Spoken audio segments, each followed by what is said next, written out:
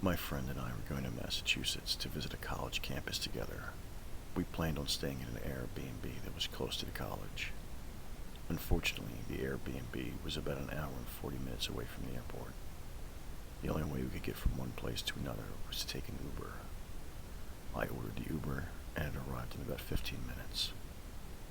As the Uber pulled up, the Uber driver, let's call him Max, rolled down his window. The first thing I thought was how he looked like a bigger version of the guy from Split, and stared at my friend and I for about 15 seconds. Feeling uncomfortable, I asked who he was there to pick up, to be cautious, and he said my name. My friend and I hopped in the back seat of the car. Once we closed the doors, the first thing Max did was look at us in the rearview mirror and say, "This is going to be a real nice ride with two pretty girls in my car." The way Max said this sent chills down my spine. My friend and I probably showed our discomfort, because quickly after he tried to tell us that he didn't mean it that way. However, he'd already given us bad vibes, and because of this, I wanted to get rid of the awkward silence, so I began to start a conversation. As we drove, we went through the back roads of rural Massachusetts, and it was dark. No streetlights whatsoever. I asked why it was so dark, and Max had chuckled and told us, "Yeah, it's so dark that I could drive into that ditch and no one would ever know." Alarm bells started ringing in my head, but we only had 20 minutes left. Max had begun to say how much he would have missed us and stuff. We kept quiet. Meanwhile, I started looking at Google Maps on my phone to make sure he didn't try anything, and of course, he decided to make a right turn instead of a left. I told him that he was going the wrong way, and he told us that he wasn't. I assured him it was wrong, and he got angry. He began telling us how he met his wife because his friend cheated on her, and he had found her in a bar or something. And then he told us that his wife makes him so mad that he wants to strangle her. My heart sank when I heard this, but we were 5 minutes away. When we arrived to the Airbnb, Max started to take off his seatbelt and told us that he would help us with our luggage in the back. However, neither of us had put anything there. We only had book bags. My friend and I got out quickly and walked away. Max turned off his engine and told us, "I'll keep in touch." We went into the Airbnb, and I reported him and deleted my Uber account.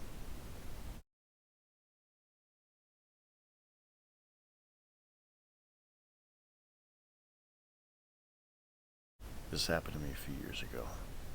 It was New Year's Eve, and I'd just been out in the city celebrating with my 3 closest girlfriends.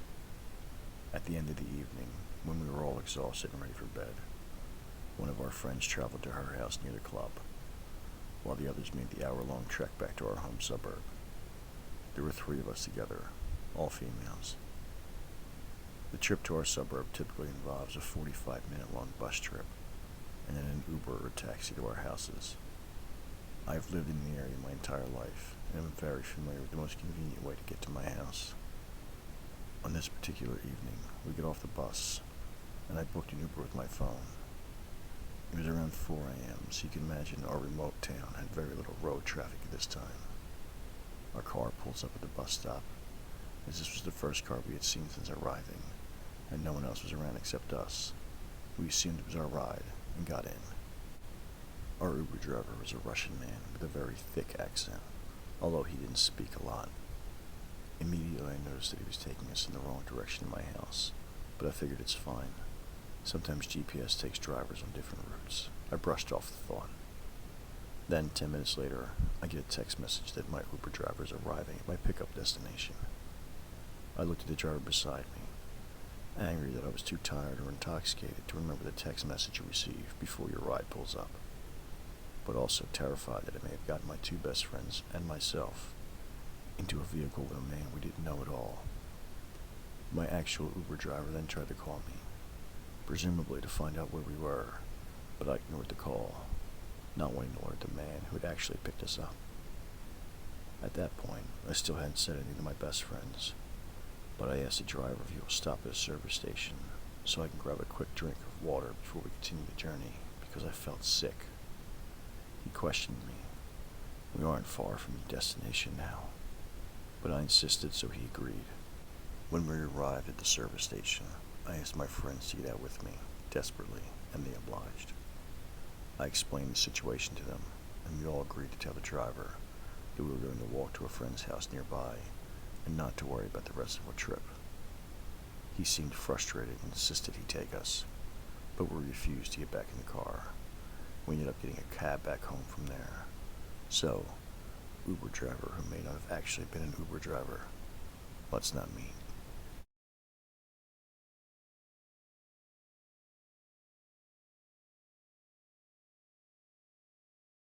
This happened about 2 months ago.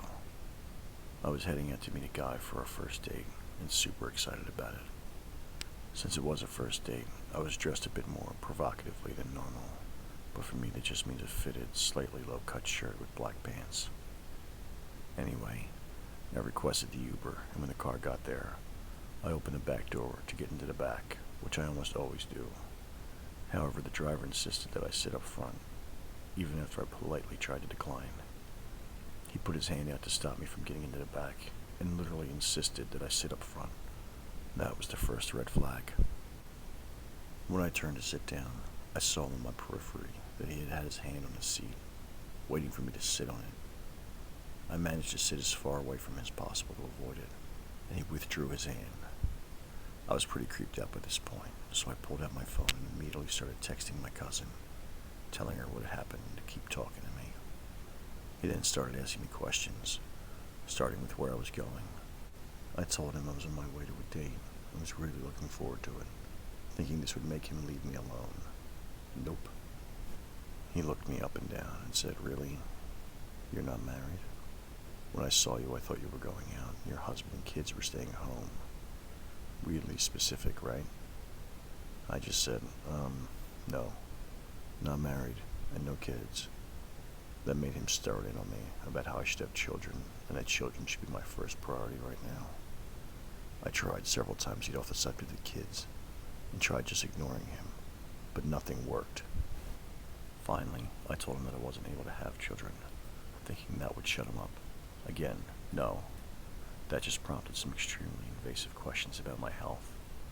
I finally just snapped at him and said if I try to carry a baby, it will likely kill me, okay? He just shrugged and told me how I needed to pray harder for God to heal me so that I could have children, and that he would love to give me all the children I could ever want. He repeatedly reached over as if he was going to touch me, and I recoiled every time, and told him how uncomfortable that made me. He apologized and then started talking about how he couldn't help it because of how amazingly beautiful I was, and that everyone from his country, I want to say it was Kenya, but it may have been Nigeria, would be in love with me. By this point, I'm getting really nervous, because he's acting like he was going to kidnap me or something. I told him that I was talking to my cousin via text, and then called a restaurant and gave my information to put my date and I on the wait list, and also to give them my information in case I didn't show up. This made him quiet down for a few minutes, thankfully. But as we got close to the restaurant, he started saying, "When can I see you again? I don't know when I will see you again, and that makes me sad." I just said, well, I guess if I ever end up using Uber again, and you somehow end up as a driver, which is highly unlikely. I didn't want to be too firm, because I was frankly scared at that point, and the restaurant was so close that I didn't want to risk pissing him off and making him take off with me. He continued to talk about how upset he was that he didn't know if he'd ever see me again, and insisted that I do something to make him feel better. Finally, we got within a block of the place, and I unlocked the door and jumped out when he stopped, telling him to leave me the hell alone. He looked furious, but when he reached out, I was already out of the car. Obviously, I contacted Uber and told them everything. He was fired within the hour. They told me that because of their privacy policy, they couldn't tell me exactly what they did to him, but that no one else would ever have to experience that from him again. So yeah, he was fired. Now I am always extremely nervous whenever I have to take an Uber, but fortunately, I haven't experienced anything like that since. Yet.